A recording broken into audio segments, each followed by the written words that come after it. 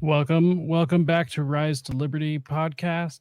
Today I am joined with a professional shit stir, a a I'm not even sure the fraction, a sixth of Tower Gang. I Yeah, don't know. well, I'm a bad at fifth math. or a sixth. Yeah. Fifth or a sixth, and you also now have your own betting show that you've been working on for a little while. Yep. Toad, how's it going? It's going all right. How are you? Not too bad. First question I have for you though is why is everything so gay? Because we're in the libertarian sphere and libertarians are gay. Okay. They can't help themselves. Yeah, that's true. So why did you actually run for president? Why did you think that was a good idea? Well, I mean, when I first jumped into the race, the only candidates who had declared were, I believe, Chase and Termott. And I was like, neither of these guys represent the Ron Paul Yeah. resurgence or whatever we want to call it, the Reno reset, the takeover of the party by the Ron Paul wing of the party. So I was like, I represent that. I'll do it. But also, I think I can do it in a unique way that is, like you said, basically through shit posting and memeing. Yeah. So I wanted it sounded like it would be fun, to be honest.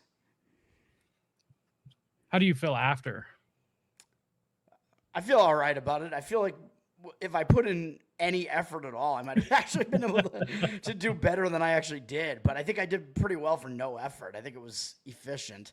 I mean, you beat Donald Trump, right? So I beat Trump, although he was a write-in. He was not allowed to officially be one of the nominated candidates because I guess you had to either be there in person to accept the nomination or you had to have pre-accepted it, which is actually what RFK had done. He had submitted a video accepting it, so then when somebody brought his nomination to the floor, they actually allowed him to be one of the nominees, and he beat me by 3 votes. Bastard. whatever. It's kind of a joke. I mean, Yeah.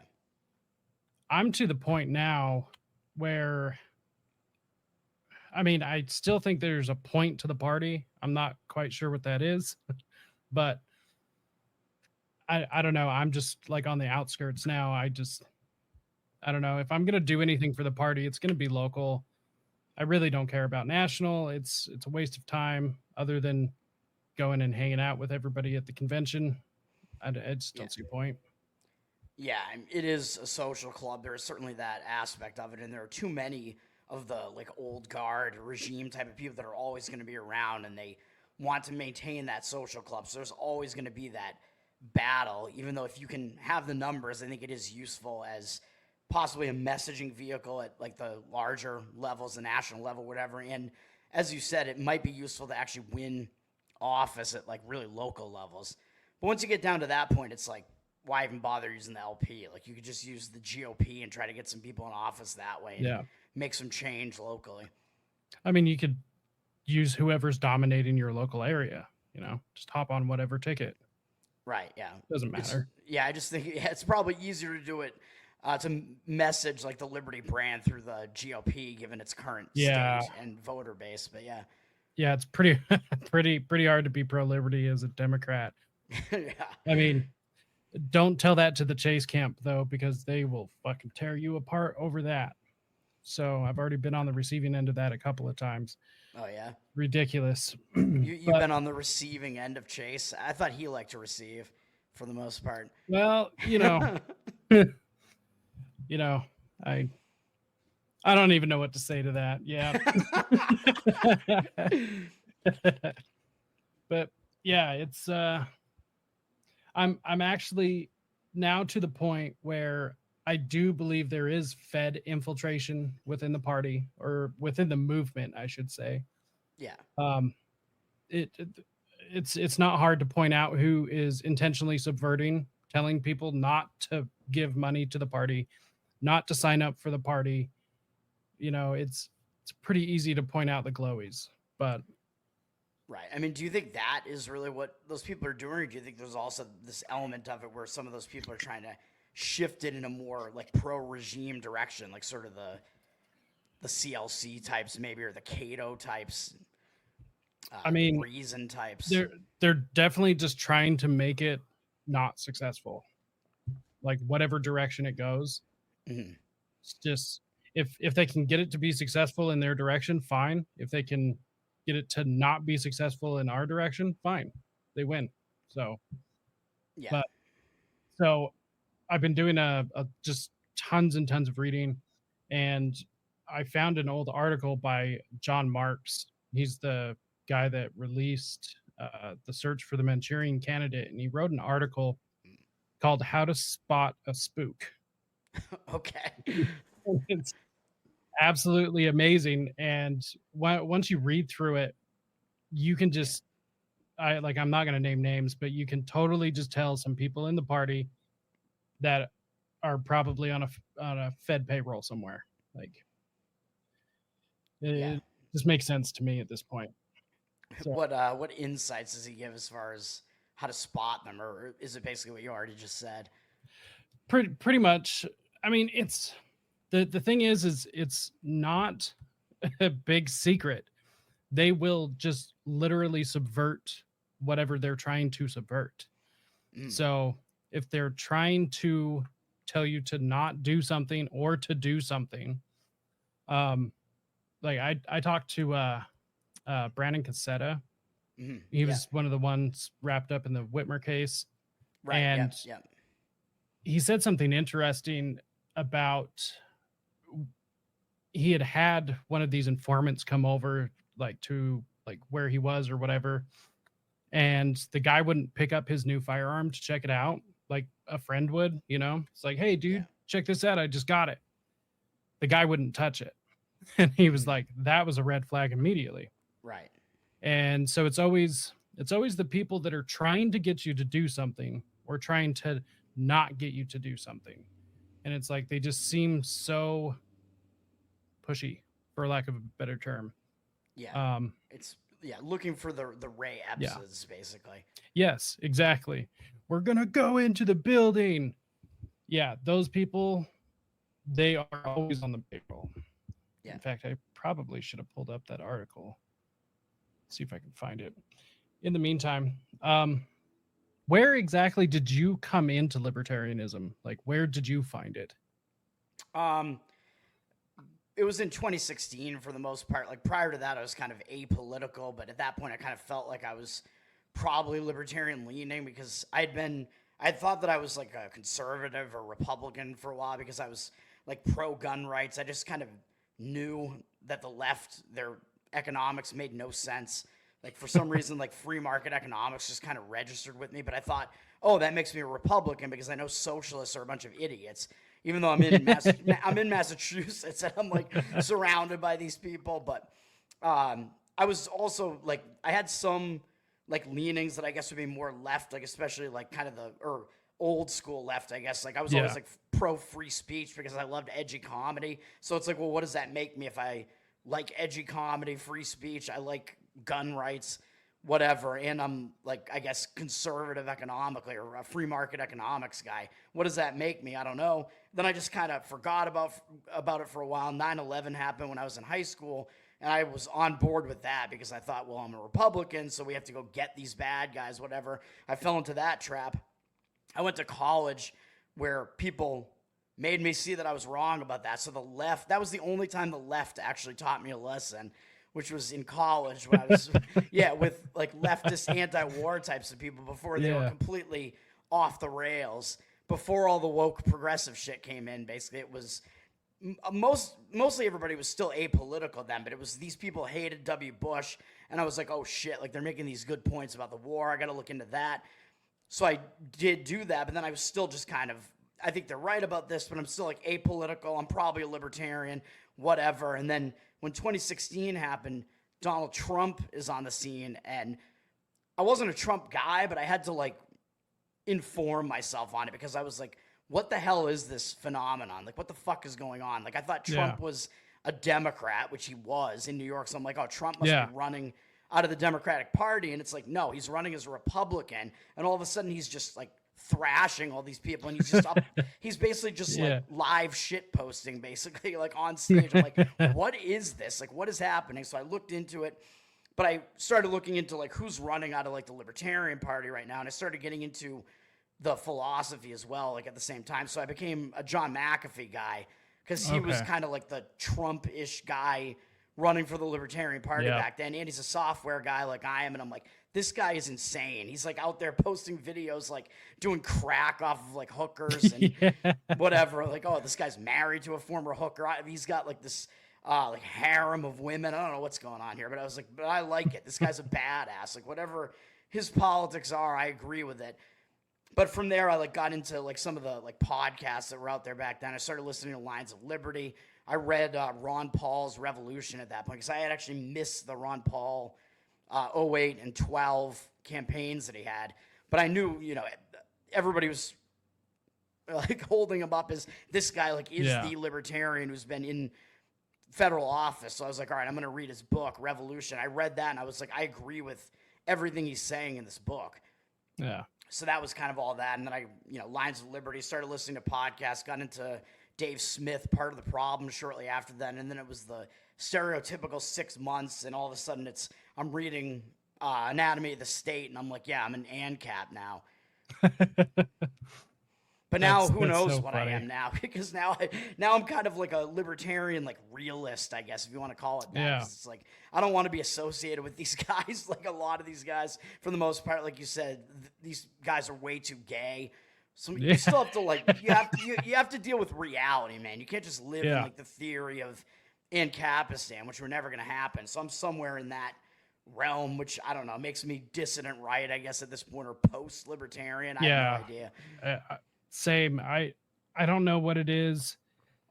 I mean, I'll hop into a good argument all day, but at the same time, it's like there's so many people that will let the perfect ruin the good.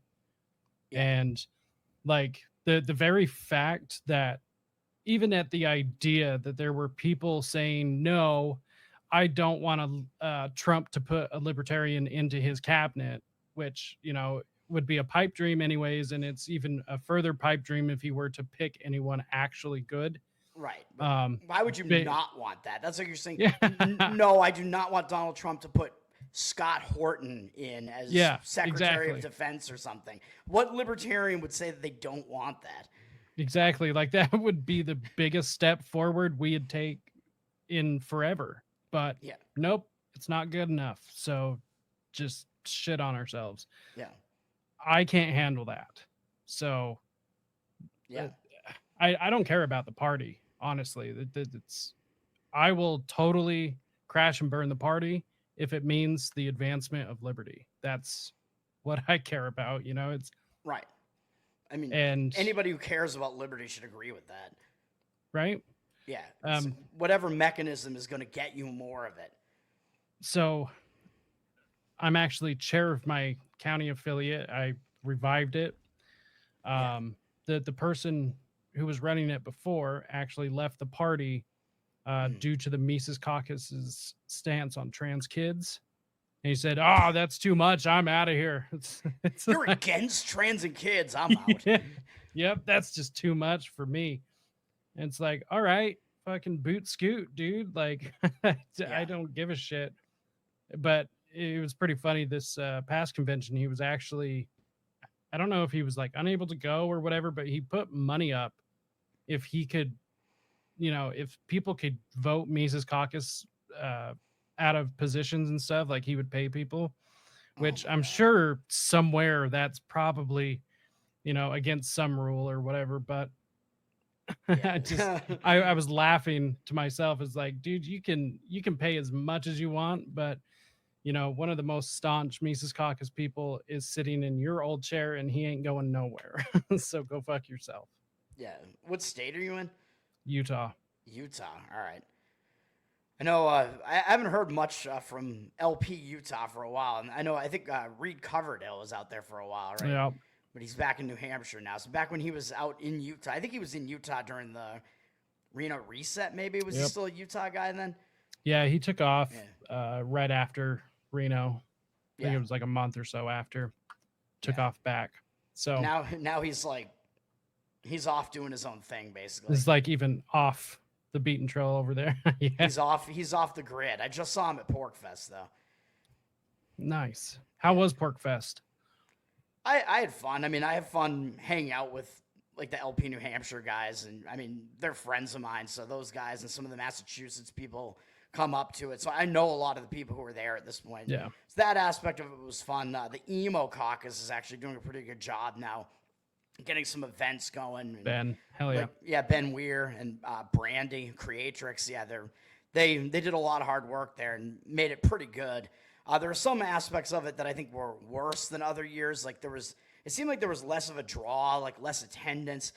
But it's like this kind of conflicting thing because I'm like, well, I want some like good speakers to be at the event because that's like part of it. Like I'm like, oh, I would love to see like Scott Horton because he's usually there, but he wasn't there this year, or like Dave Smith doing comedy or something like that. Like that's happened in the past. Tom Woods, stuff like that, and no like really huge names this time like that. But there was like I think there was some sort of handover because like Dennis Pratt I think used to run it and he stepped down, and now like whoever's running it now seems to be more about like we're gonna get like these more almost like kind of milk toast people to be on the pavilion stage basically, and they're really like not drawing as well. So there was that aspect to it, which was just kind of weird. Yeah. So I don't know how you feel about it, but to me, it doesn't seem like the climate of what we're living through right now is actually a climate in which the Prague idea could actually work. Like we are up against like such extremes that we're gonna have to be extreme. Yeah. And we're on the verge of World War III. We're on the verge of a draft. Like right. Economy's about to tank. Like we can't just sit here and just like hold somebody's hand and walk them through this. Like we've got to grab them by the shoulders and shake them awake. And having tea and crumpets isn't going to cut it. Right. It's weird because I say like you got to be a realist and you can't live in this like total theory land, which you could argue that theory land is kind of like the most extreme view, but you have to be like extreme and realistic simultaneously. Yeah. Which is kind of a mind fuck. Well, and I bet it's really interesting for you over there because you're like in deep blue waters. Yeah. I mean, it was crazy during the COVID stuff. It wasn't as bad as some of the worst places like New York and LA and some of the California cities, whatever. Like Boston's more of a small blue city, but it's kind of like a mini version of it, like a mini shitty city, basically. So during COVID, it did get a bit crazy, and I just managed to push back on it and avoid having to deal with most of it, really. Although it sucks because for this period of time, you can't go to like events, and I go to a lot of like concerts and stuff, which is like one of the things that's kind of keeping me in Boston is I like the nightlife to some extent, even though I stopped drinking or whatever. I like the music, I like the comedy, I like the food, but like a bunch of that stuff was shut down.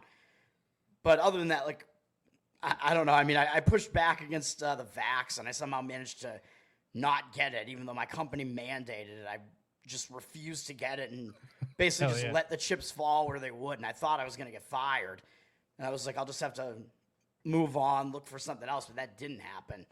So I managed to avoid all that. And I was blessing and a curse. Yeah. And I was like the one guy for like periods of time who was not like masking on public transportation and stuff. And people were accosting me and shit like that. So so there was that aspect of it. But we're back to mostly normal now, and you'll just see like the occasional freaks out there who are still wearing masks and shit, and I'm like, you're a fucking retard, basically. You know, we've started seeing more over here. Since we're out in the West, it's pretty has like an independent spirit, you know. I remember I got to the point where it was like, well, if I have to be somewhere and there's no other choice, then I guess I'll wear a mask. But that was like virtually no time because there was always another option. I could go somewhere else and go spend my money there. Yeah, it comes down to like, do you absolutely have to? And like the only times where that was the case for me were I have to board this plane right now. That was like the only situation. And when I did that, I had a fake mask. Oh, hell yeah. Hell yeah, and then just lower it on the plane or whatever. It's like, what the fuck are they going to do? Yeah. Well, and America's the land of second chances. So it's always, you know, somebody will ask you to correct your behavior before like anything bad happens anyway. So you Yeah. always have a second chance. Yeah. But it's really interesting. I never had a Karen approach me about the mask, but when I didn't wear one, it like the look of sheer terror on people's faces, that like facial nudity, you know, is Yeah. just like I was actually whipping my dick out. Right. You know, it Oh my was God, a the mouth. craziest I thing. shouldn't be seeing that. Yeah, yeah, it's crazy. And honestly, I would like to know when people are going to start actually getting pissed because they tried to kill all of us. Like, Oh yeah, about the vaccine. Yeah, I mean there are. well, the economy, I Yeah, mean, yeah, they like suicide spiked, uh, drug abuse spiked, yeah. just abuse in the home spiked in general. Like there were Yep. so many bad things that came out of it, and for nothing. Like the 6 feet rule was made up, the masks were made up. When are Hmm. people gonna start getting pissed? Yeah, I mean, I think a decent amount of people did get pissed or at least like red pilled by it. But is it enough that we're going to be able to like prevent something like this from happening again? I don't know. Like more and more people are waking up, so I think there's the silver lining there. And like I saw it in my personal life, like I saw it with my mom and my sister both like woke up to more of it. Like my mom has always kind of been a free thinker, and she just kind of keeps going more and more sort of in like a libertarian direction. Like she tends to agree with me on a lot of stuff. But she saw the COVID stuff for what it was. Maybe it's because she's around me so much, but like Yeah. I never stopped seeing my parents when this stuff happened. My parents, I mean, they're in their 60s, and oh, you're not supposed to be seeing them. But I'm like, why? Like, it's just all total bullshit. Like my mom, I'm Yeah. sure had the virus multiple times because she actually worked in the medical field. Oh And yeah. she's now since retired. She was forced into retirement because she didn't want to take the boosters. Yeah, What so a she joke. left, and now she like kind of runs her own online business, which is not as lucrative as her medical job, but still. So yeah, she did that. My dad is just over here like blue pilled completely and doesn't totally get it. And then my sister went from like massively blue pilled to like quite red pilled in a very short period of time because she saw like she's like a psychology person. She saw that's her field. She saw the psychological effects of like masking and the lockdowns and all that stuff, especially on children. And she Oh started yeah. getting pissed and like couldn't take it anymore. So she went in like a 2 month period. She went from like yelling at me for seeing our parents, where she was like quarantined basically with her husband or whatever, to 2 months later, she's like getting yelled at for not wearing a mask. And she's just like getting totally pissed off. And she's like admitting that I was right about a lot of stuff. And then I went over her house for I was at her house for the 2020 election, and she was rooting for Trump, even though Jeez. she doesn't even like Trump. Yeah. And she was a Hillary person in Ah. 2016. Oh, that's So so it's crazy. I mean, wild times, man. yeah, I've noticed a lot of people. I don't know. It's just all the extremes.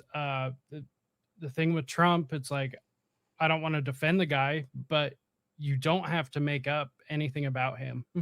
there's there's Yeah. plenty there without lying about it. Right. Um, like I don't know. I have an issue. It's just don't lie about him. You know, Yeah. Right. criticize him, but don't lie.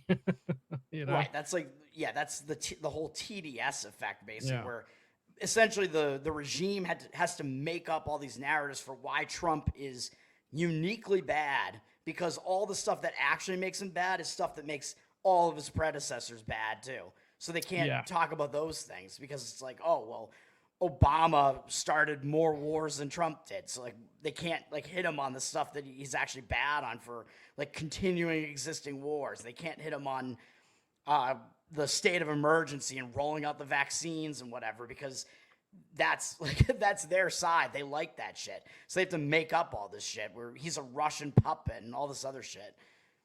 Well, and what's so crazy, it's like, eh, so if the state asks him to jump 10 times, he's going to do it 7, 8 times.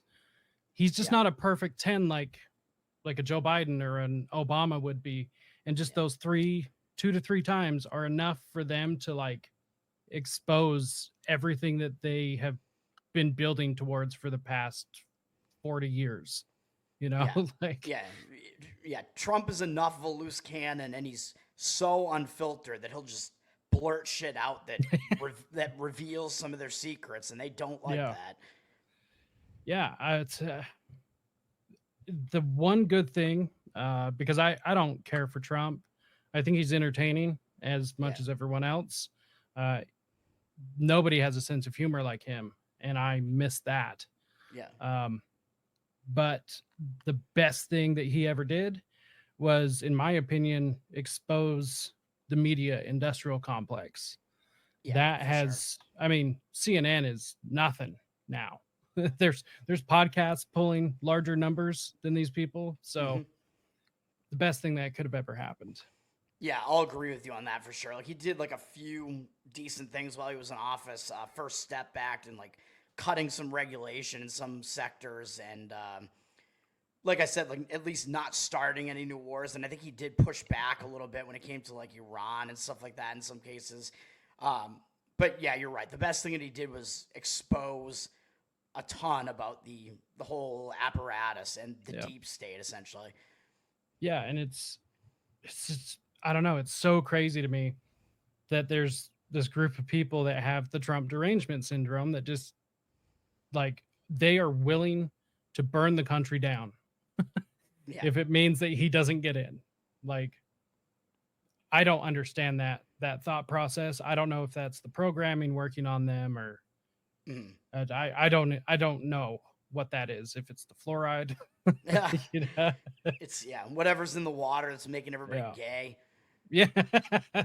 All it's all the pharmaceuticals, man. You know, Yeah. everyone's sad, so they pump you full of pharmaceuticals and make you happy and gay. Yeah. Alex Jones was not way off base with that one. He's being Not at all. proven correct. And But yeah, I think that's some element of what you just said, I think, helped Biden in the 2020 election because it was some of it was like it was almost like there was just this open threat from the left. Like if Trump wins again, we're burning this shit down. yeah. Like there's going to be more of these riots that you saw in 2020, more violence, and that's like total bullshit. It's like threat of violence. But then of course, I mean, I think that there were a lot of shenanigans going on in the 2020 election. You're going to get nuked because of this shit that I'm saying about the Yeah. vaccine and the election. Probably, unfortunately, you can't even like say these things or speculate on these things. Like, but yeah, I think during that election, I mean, Time Magazine put out that piece that admitted that the whole like Yeah. media apparatus was trying to do everything that they could to block Trump from winning again, basically. And then, you But know, like lying about the Hunter Biden laptop story and all the stuff that was happening, like leading up to the election, the kind of shenanigans that happened during the debates, and Joe Biden like hiding in his basement, and they used COVID as like a front for that so that nobody saw how demented he really is. And then I think in some of the like states that were close, I do think that there was something was going on there with some of those vote numbers, I think. And then of course oh yeah. mail in balloting of course massively helps the Democrats because they're a bunch of lazy fuckers and they're gonna go that route more so than the old school like conservative voting base. Well, and I mean, mail-in ballots are such a stupid idea that even the French have outlawed them. So, Yeah. you know, when you're Yeah. behind the French on an idea, that's just sad. Yeah, and France is like the country that invented democracy. They're all about Yeah. democracy and they don't even allow it. Yeah, exactly. It's it's just unfortunate, but yeah, I don't know. It's it's really crazy just to see things take this quick turn that people are literally willing to cut off their family for having a different opinion, willing to cut off their friends. Like, Yeah. I mean, I'm kind of okay with it at this point, just because I lost a few friends, or what I thought were friends, and now I don't have to, you know, get them a Christmas card. You know, it's great. You know, so the trash took itself out. Yeah, it's that's tough. I mean, it's yeah. Were they friends to begin with? If they're gonna Yeah. dump you over politics, Yeah. Well, and if they did it before, they'll do it again. And And so yeah, everyone just keep an eye out for that. If any of these people have come back around in your life, because they will do it again, and bird flu is on its way up. oh God, we'll hope Yep. not. But of course, this is also what the people in power want. They want this to happen. They want politics to infiltrate everything because they want to fracture the institutions that are in Yep. competition with them. They want to fracture the family. They want to fracture like close friendships because those are the people that you go to first when you need help and stuff like that. No, you can't do that. You have to rely on daddy government. That's what government Yep. wants. So they want to break up those relationships. Yeah, it's interesting. If we don't have each other, obviously we're more dependent upon the state, which is where I'm at with what I'm trying to do as far as my local affiliate or anything. Is honestly the battleground begins in our home, and I'm going to take a lesson from pre Daily Wire Peterson, and clean up my own room. Yeah, Like yeah, I've got to worry about myself first. There's definitely a few things, I probably don't have the right to tell other people how to live, but it's really interesting. We're pumped full of chemicals in our home, uh, just at every level. I mean, our clothing, our food, our water, just like these pharmaceuticals, literally making us gay, or making us so crazy. We want to, go and blow kids away, or chop our dicks off or whatever. That's a problem. We need to change that first before we can start working on chipping away at that system. yeah. I, I don't know. Yeah, I don't even know where my mind was going there. I was just thinking. I don't know. I was thinking that's my excuse for being gay. It's it's all the chemicals that are out there. Yeah, it's But yeah, I not think my fault, man. yeah. But I think part of libertarianism. Well, I mean, libertarianism. I don't think really has anything. It shouldn't have anything to say about you being able to say or not say to somebody else. I don't think you should do that. Like, Yeah, especially if it's somebody that's close to you, somebody you care about, I think you absolutely have the right to say, I don't think that you should be living your life this way. I don't think you should be doing drugs. Like, yeah, I don't think you should be doing these things that are harmful to you. yeah. Well, and I think that's where a lot of libertarians kind of drop the ball. It's like, this isn't a system that's meant to take over like every aspect of life, you know? Yeah. So there there's going to be some parts that libertarianism doesn't cover because it doesn't have to, because Right. it's not a replacement for, your moral structure. Correct. Yeah. It's a loose framework that tells you you cannot aggress against somebody else. So Yeah. that it's like the bare minimum, basically. Like, you cannot harm somebody or their property. Okay. But that's not everything. Like you said, I think you do need that moral Yep. underpinning behind it, which I think comes from Christianity, or at least having something like close to that, some like very strong moral compass Yeah. guiding you. And I think a lot of libertarians completely miss that. Of course, like the left libertine style of libertarians think that it's just that loose framework and that's it, because it is a thin philosophy. So it's like, Yeah. that's it. Oh, and then it's just anything else goes, and you can't shame anybody for anything else that they do and whatever. That is not true. If you want to live in a functioning society, that can't be Yeah. true. Yeah. But the do what thou wilt, I mean, that's just Aleister Crowley, it's Mhm. just Yeah. just uh what is it, theism or whatever. It's basically just, I make up my own rules just whenever, even Yeah. if it does hurt somebody. Like, doesn't matter, it's what I want to do in the moment. Like, Yeah. that is not a livable structure. Like, i Yeah. I don't understand what's so hard about that. um it's like the trans kids thing. it you don't have a right, first of all, to any medical anything. um Right. maybe it's because people don't understand what rights are. you know I think it it's is. I think a lot of these people, they like. I think they are leftists at their core, and they want to be considered to be libertarians, and they'll take like the libertarian philosophy and misapply it and structure it in a way that fits what they want to believe, basically. So then, Yeah. like you said, they'll take something that is actually an act of aggression against a child. Like, you cannot trans a child, you cannot mutilate a child's body when they're not able to consent to this yet and they don't Yeah. understand the ramifications of it. That's actually an act of aggression, and you have this wing of libertarians saying no, it isn't. Yeah. And then for some reason, that's who we're all measured against. It's those people, which is frustrating as hell because, I mean, just because they're the ones shrieking the loudest doesn't mean that they're libertarian. Right. Just because you would be very successful in the Democrat Party, which, by the way, go over there because you will be successful. Which is so funny. All of these people, they just constantly talk shit on the party too. And I don't get it. It's like, okay, you don't like the party, you hate the people in it, but yet you won't let it go. You're like an abusive ex, you know? Right. You're Yeah, I mean, manipulative. Yeah, it's like these people need to have like that source of meaning, basically. They need that. That's what gives them meaning in their lives, basically, which is pretty fucking sad. It's the LP. It's being like, I don't know, as big as they can be in this like small pond, basically. Yeah. Yeah. And yet I'm the one who's towed over here. I mean, just what you guys have been able to do with Tower Gang, though, like you guys have rocketed well past any of these old guard types that think that it actually means something to be within this social group and go nowhere with it.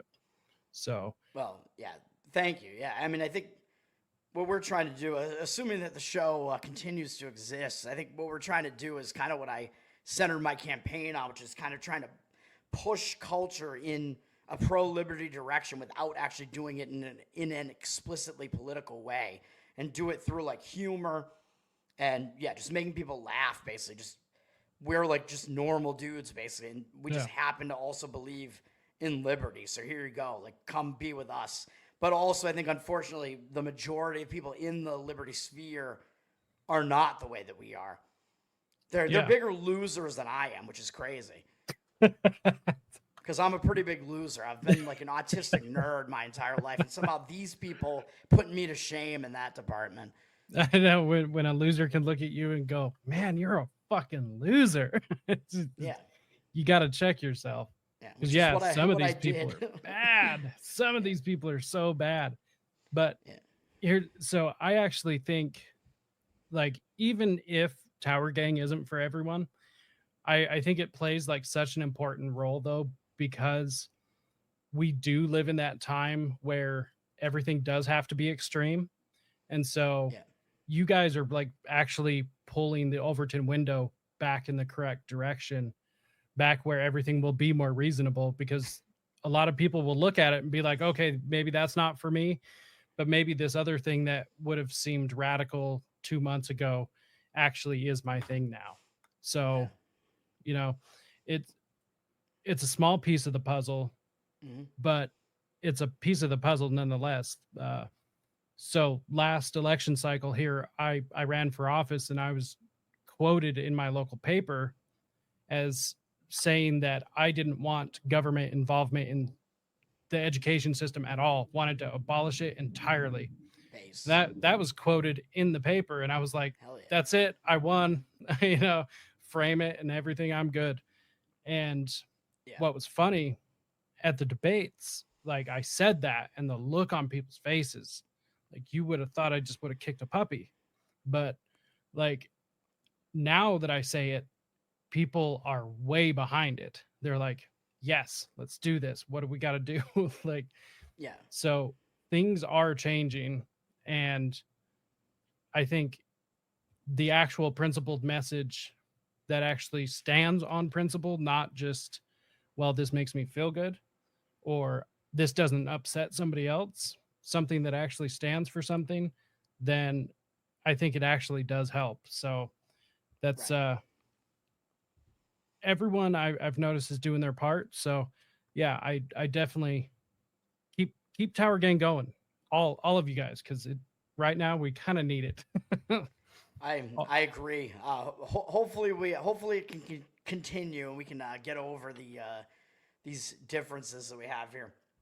But yeah, I think the COVID stuff I think helped like kind of red pill more people on the public school issue. Like you saw so many people being like, "This is like such bullshit. Like the school's gonna like force vax my kid." There were a lot of people pushing back against that, which is good. Or they saw just how ridiculously bad schools were when it came to having to deal with the COVID situation. Like, oh, we're gonna all be remote now and all this stuff, and you just see how bad that whole thing is. So a lot of people, I think a lot more people started gravitating more towards homeschool and stuff like that. So that was one of the good things that came out of that. Well, like, could you imagine wanting to spend 8 hours a day with any government employee? Because I sure as hell can't. No, thank you. Is it really 8 hours? I guess it is because it starts early in the day. I guess, yeah, I went to public school, but I don't even remember. I guess it was, like 7 to 3, basically. Yep. Ugh. So, yeah, you're stuck with a state employee, most likely a woman, fresh out of college, and she's either going to want to trans you or she's going to want to fuck you. So, yeah. Well, yeah, that's the other thing. It's pushing, I think, more people to get their kids out of public school, which I think is another thing. It's kind of like backlash. It's almost like blowback to all the like trans and like sexualization of kids and whatever, and trying to force that stuff into schools. And a lot of people rightly are being like, no fucking way. Yeah. Take your kids out in there, man.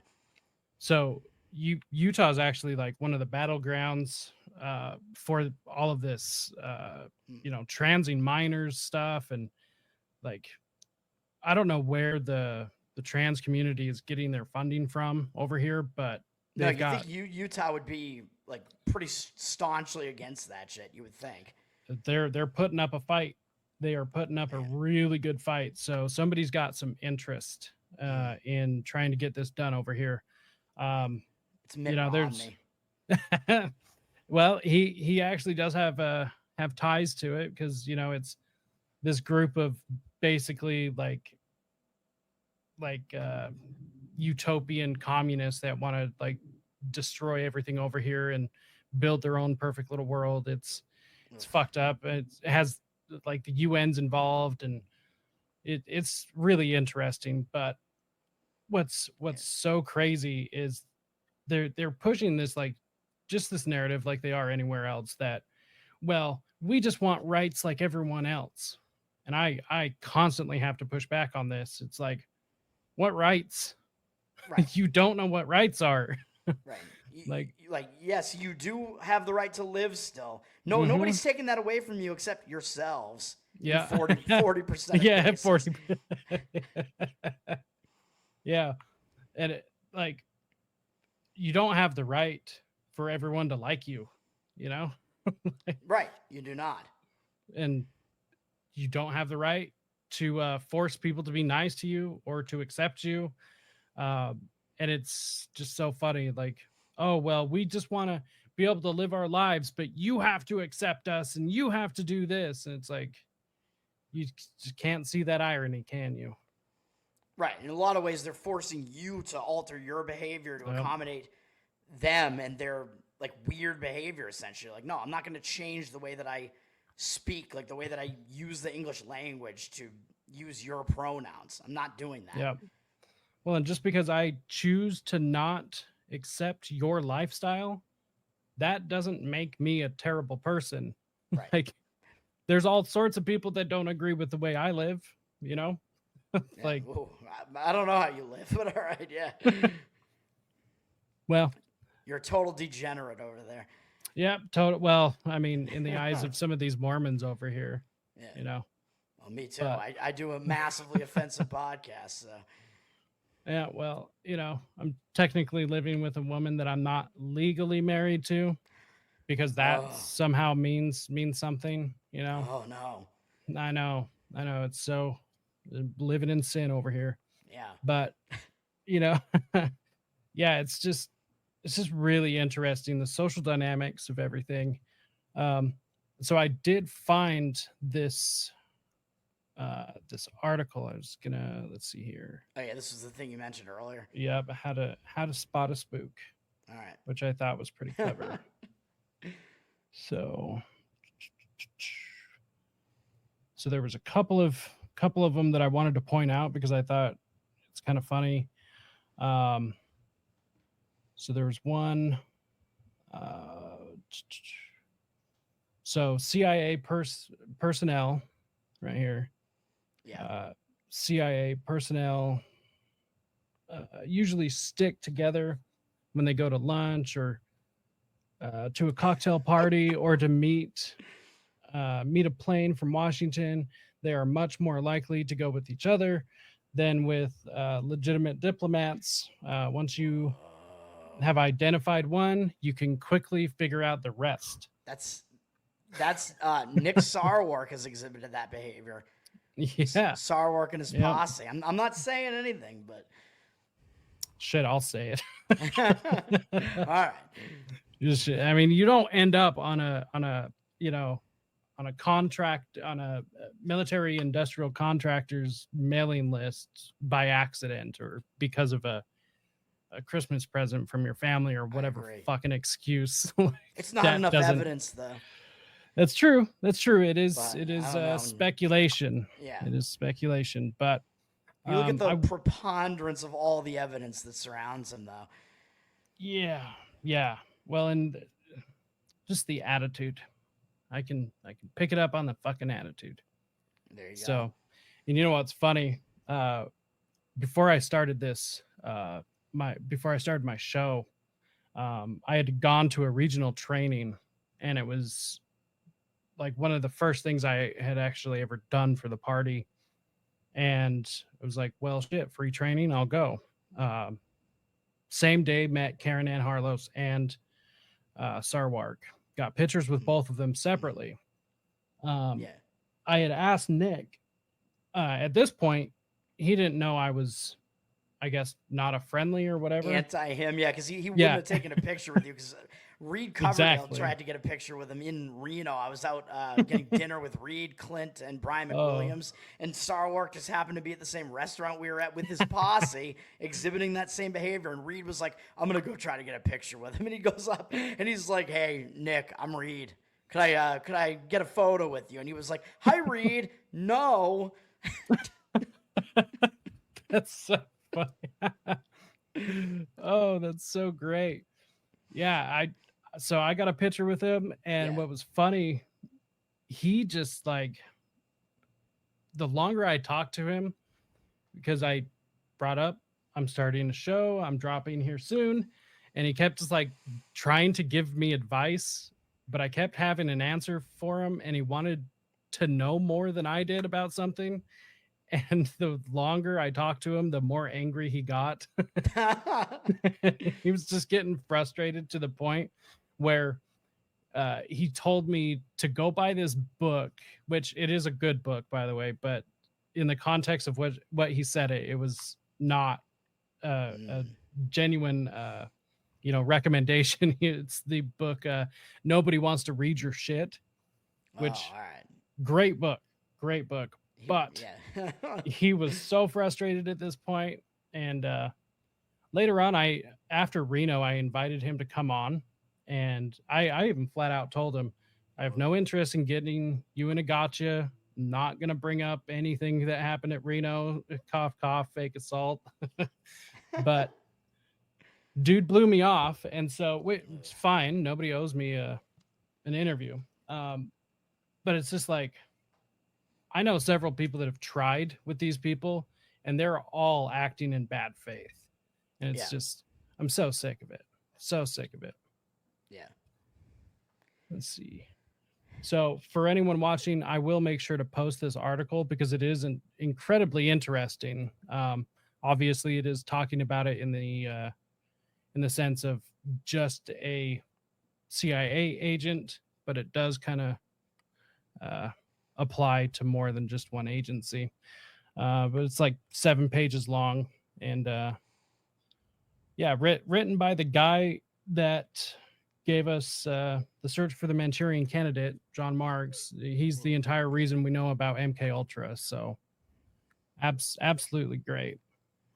Yep. I just thought that was perfect timing coming across an article is how to spot a Fed.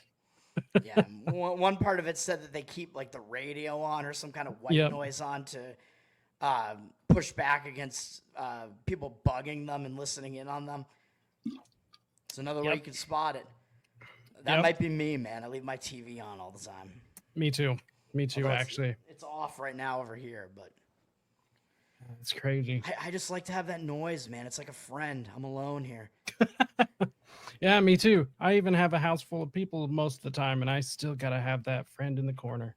Yeah, I'm just a lonely guy. yeah. Well, well, hey, I think we're gonna wrap up here. Um, I think this is awesome, honestly. I'm Yeah. trying to get all of Tower Gang on individually at some point, All and right, then hell yeah. hopefully, I'm one of the easier ones to get. well, I got Jose coming here in a couple of days. Hell yeah. So You'll be long able to get overdue. me, him, and Cole, and then I don't know about I don't know about the other two guys. Well, I've had Clint on twice, but Oh shit! All right. yeah, Hell I mean, he's off. I'll get him back eventually. I'll back yeah. him Top into is a the corner. most difficult. Yeah, it's all right. He's my white whale. Yeah. The white lobster. The white lobster. That's so funny. Well, cool. Hey, give yourself a shout out. Let everyone know where they can find you and what you have coming up. Hell yeah, man. Tower Gang Toad is my Twitter handle. You can find all of my ridiculous shit posting on there. I do shit posting, actual serious tweets, and I also talk about sports because I do sports betting as well. So I'm primarily known for the Tower Gang podcast. Hopefully, it continues. Long live Tower Gang.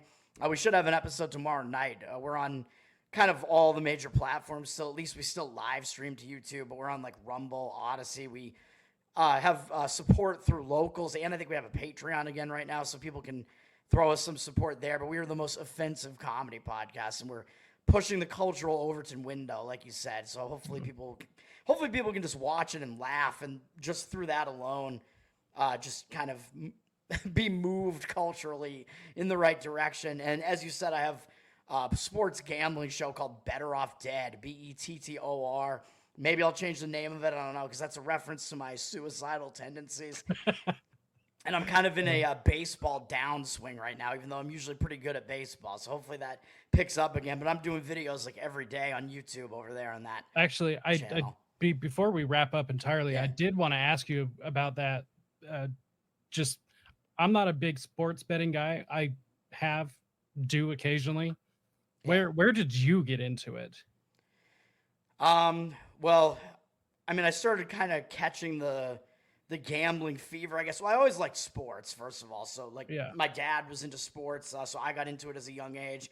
My dad, like, really likes basketball, football, baseball, so I got into all those, especially baseball. I was a nerd. I liked all the stats, like, back in the day. Yeah. But then, like, the gambling aspect of it, I actually was playing poker first. I started getting into poker in college, like, my last couple of years in college, and I was actually playing that online for money. So like one of my roommates got me into poker. I started getting into some like local tournaments and stuff and playing poker a little bit.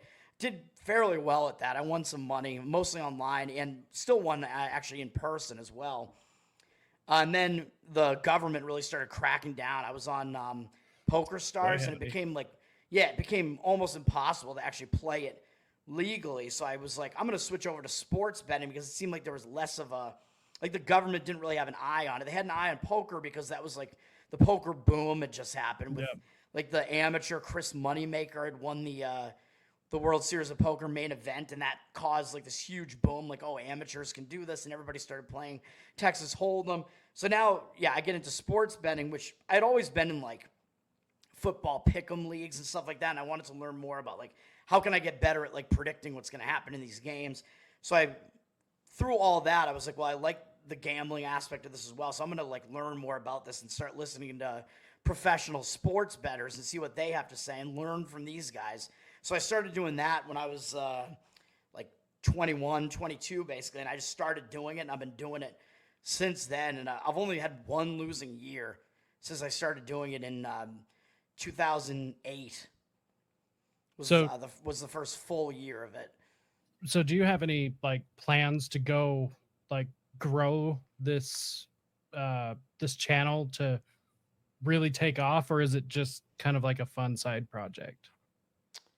I mean, I'd like it to take off. I think there are things that I need to do differently to try to get more eyes on it. I need to somehow be flashier, be funnier, or whatever. Maybe I need a co-host. Need like a better. I'd love to have like a better production setup for Tower Gang as well, just for all the podcasting that I do, and for Better Off Dead. It's kind of difficult for me because I get into this other mode where I'm like not as funny, and I'm just like getting super autistic about it because literally I wake up and I'm like doing the show as I'm like looking at the games for the day, and like I'm like telling you my thoughts almost as I'm doing it, basically. Yeah.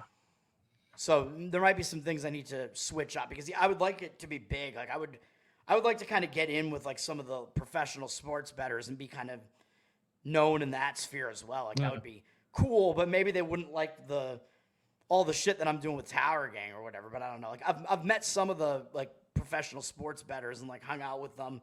Some of the people that I've followed for like years and stuff. It's just pretty cool to meet some of these people. And I mean, I don't even care. Like I told them who I am. Like I'm Tower Gang. I'm Toad. Yeah. I do Tower Gang. Like if you follow me on Twitter, just know it's gonna be like super offensive, and you're probably gonna get mad at me for a bunch of things. Most of them are like, "That's cool, man." Like I like offensive comedy. I'm like, all right. All right. Well, we'll see about that. Yeah. What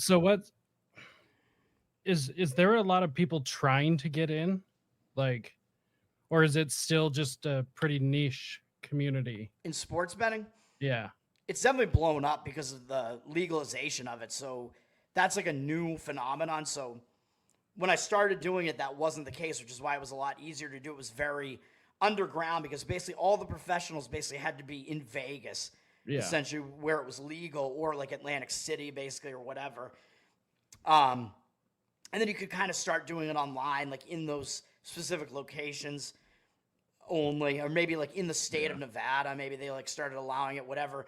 But back then I was doing it all on like offshore websites, which I still have accounts on these websites, but those sites are becoming more difficult to access now because of the legalization of it. It's like this whole new thing. I think in 2018 maybe is when this happened. There was a federal like ban on it, I believe, that got lifted. So then it basically it got kicked back to the states, which is why this is happening. So now the individual states decide how they want to deal with it. So you see all these individual states legalizing it, and all these like online books are coming up. But it's kind of a mess as well because a lot of these companies are like new to it and they don't exactly know what they're doing, and they're not exactly always like friendly to their customers. Like especially if you are good at it and you're taking their money, and they don't like that as much. Whereas like some of these offshore sites that have existed for years are used to it, so they like won't kick you off even if you're a winner. So there's a lot going on there, but because it's like this boom now with it being like legalized in a lot of these states, and you see like on all the like sports channels on ESPN and everything, when you're like watching games and watching coverage and stuff, they show like the odds now and stuff. Like the odds are always in your face because like DraftKings, FanDuel, all the big new books are trying to like advertise like, hey, check this out, like you can bet on these games now. So there's definitely been a huge boom because of that. I mean, so I'm a massive fan of comedy. Yeah. And I can't get through like any comedy podcast or anything without a DraftKings advertisement. I swear to God. Like Kill Tony every week. DraftKings. Yeah. It seems like there's like a tie in there with like degenerate comedy and degenerate sports scam. Like it's kind of all, it almost seems intertwined in a way. Yeah. So have you actually seen good growth towards what you're doing, considering? Like on my channel, or just like seeing more and more people getting into that realm? I guess both, because one would affect the other. Yeah, so right. Is there, I guess what I'm asking is there enough growth where it's worth it for you to invest to try and get more growth? I think so, because it's still, so there are a lot of aspects to this. It's kind of, some of these things, like you said, kind of conflict with each other, because you have all these people getting into it now. So there are a lot of people that are doing channels similar to mine and talking about sports betting and whatever. And a lot of these people are better at it than I am. So that means there's more competition in the podcast element of it. But it's still really hard to win money actually being a sports bettor. And it's still the case that only like 1 or 2% of people are actually able to like win doing it long term. And I think I'm actually one of those people because I've done it for however long it is now. What is it? Going on 17, 18 years, whatever it is now. Yeah. 17 years, and I've only lost 1 year. So like, but it's like two things because the entertainment aspect of it, there's a lot of competition there. But as far as like actually winning, doing it, I think there's maybe less competition for it. And the fact that there are so many people who don't really know what they're doing, who are getting into it, and people that are just doing it for fun and whatever, they're infiltrating the market. That might actually help people that do it professionally because these books, because they have so many people betting with them now, they're going to make more and more money. So they might care less about, oh, we have some amount of professionals that are like beating us, but so many people are coming in and losing money to us that we don't care anymore. So that might actually be a good thing. It's going to be interesting to see how it plays out. But yeah, the podcasting aspect of it, there's definitely competition there. Yeah, because I mean, I think we both kind of understand this a bit. It's like we're competing for people's attention. Yeah. And I mean, you could be a great podcaster and a shit gambler and probably still do pretty well. Exactly. Yeah, there are a lot of people that I'm not sure if they win or not, but they do really well just on their channel. Some of these people probably do win as well. Like they give out like some good information and stuff and know what they're talking about. So, is there like for anybody who's like interested in getting into it, where do they go? Because it should be you. Me, yeah. I mean, I've done it for a long time. I think I know what I'm doing. I'm not going to say that I'm like the best at it. You could go to the guys that I learned from myself. Like some of these guys are some of the best that I've ever encountered online or whatever. And most of them happen to be at a site called Wager Talk. That's where I go to get a lot. There's a lot of free information on that site. They do a lot of free videos. I mean, of course, they're also like, these people are touting their picks. They are, you can pay to get their picks, but you can get a lot of information without having to pay to just listening to these guys. If you understand what they're talking about and kind of, are able to think the way that they think and kind of adapt your thinking that way, that is like really helpful. Like Marco D'Angelo is the name of my favorite, my favorite professional sports bettor online. He's over at Wager Talk doing, he does videos and stuff as well. He's a guy who's in like the horse racing sphere, and he's a kind of those guys get serious. He's serious about the horse racing. Horse racing isn't really my thing, but like me, he is like a fat Italian dude who's originally from like from the eastern United States. He's from like Pittsburgh, and then he moved out to Vegas. So I think I have some things in common with him. But the way that it's kind of weird how it almost ties into Austrian economics. Not to go too long with this, but the way that he got me thinking about sports betting. This was like before I was into all the libertarian stuff. The way that he does it, and there are only a small subset of professional sports bettors kind of handicap the way that he does, and it's based on human behavior, which is kind of interesting because it's like, oh, this team is coming off this huge game, so they might be ready for an emotional letdown in this game, or they have this big game coming up next, and that might be distracting them when they're playing this like lesser opponent here. They might think they're going to get through road this game for 3 weeks, so they're going to be tired. All that type of stuff. Yeah, so he looks at all that type of stuff, the behavioral element of it. Then I get into like libertarianism and Austrian economics, and I'm like, holy shit, the way that I learned to handicap, which registered with me and made the most sense to me, also is kind of tied in with like human action, basically. It's all like human behavior, where the incentives are and stuff. It's kind of crazy that those things align. But the reason why the human behavior aspect of it tends to work pretty well in sports betting is because it's really hard to quantify. So the books can't really properly quantify for it or adjust for it. Like they try, but that tends to be where you're able to find the biggest edges, is when the book is not accounting for something that's behavioral like that, because they're accounting for all the other stuff, like the statistics, like this team is obviously better than this team and whatever. Yeah. I guess the last question I have about this, at least right now, can you, because you're dealing with all the numbers and you're becoming so familiar with a lot of things in these different sports that most of the average fans aren't, can you like ever pick up if something is like rigged, or if something's like being played in a certain way that's gaining the edge one way or the other? Yeah, I think sometimes it's a little bit hard to tell because I think it depends how egregious it is, really.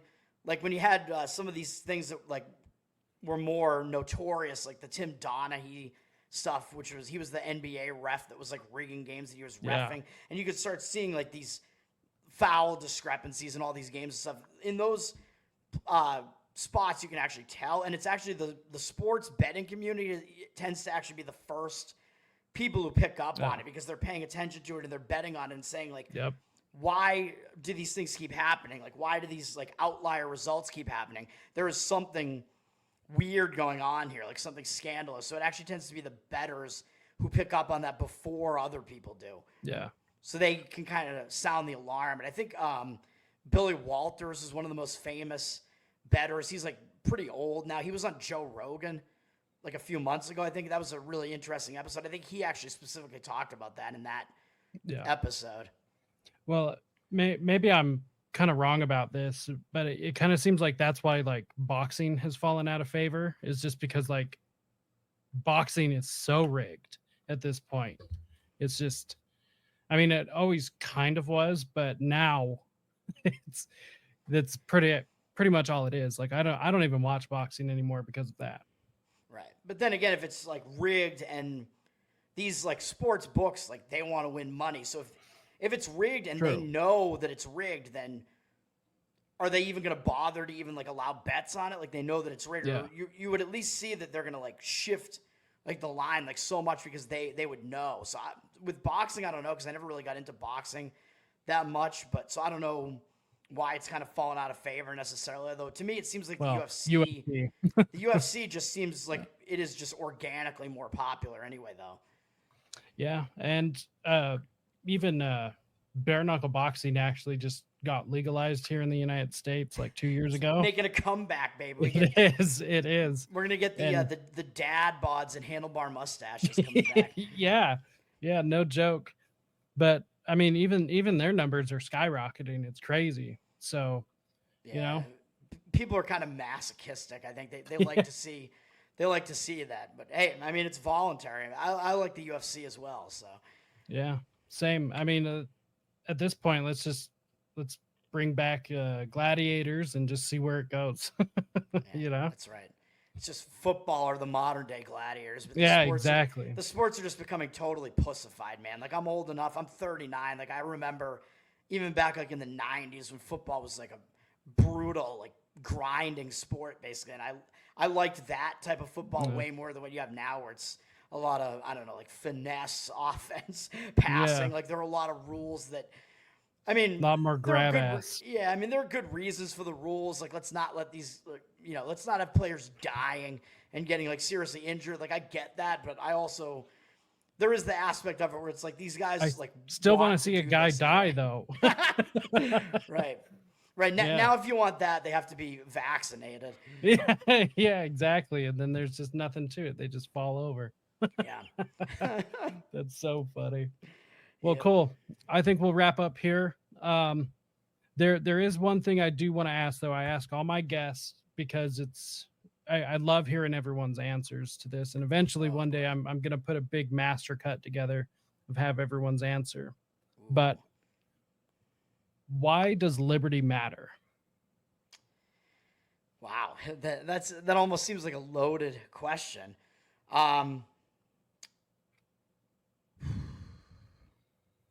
Wow, that is actually a tough answer or a tough question. Let me think about that. Why does liberty matter? I mean, it obviously does matter. I think it matters. I would say that it matters because it is what allows you to have a society that can actually function. Yeah, I can agree with that. Obviously, we're seeing what happens when we walk away from it, and whatever direction we're heading is not a good direction now. And I don't think anyone's genuinely happy with this. Right. So yeah, I would have to agree with you. So, all right. Well, on that note, thank you everyone for tuning in to another episode of Rise to Liberty. Got some pretty cool things coming up. So stay tuned for that. Almost done with my Dave Chappelle episode, which should be really interesting. Kind of what happened to him and why he took off to Africa without telling anyone until he was there. Jim Brewer said on Roseanne's podcast a while ago that he was visited and then he disappeared. And then when he came back, he was never the same. And I'm pretty sure I have the story of what happened, although it will be only for entertainment purposes, just because I don't want to get sued. So, because there are some powerful people named in that. So, but keep an eye out for that. And I've actually got Jose from No Way Jose coming on here soon. And I just did a second episode about the False Memory Syndrome Foundation over on his channel, which should be coming out here in a couple of days. So go check that out. And let's see, I think that's about it. So hang out, Toad, for a minute, and then we'll wrap this up on the back end. And everyone else, until next time, stay free, my friends.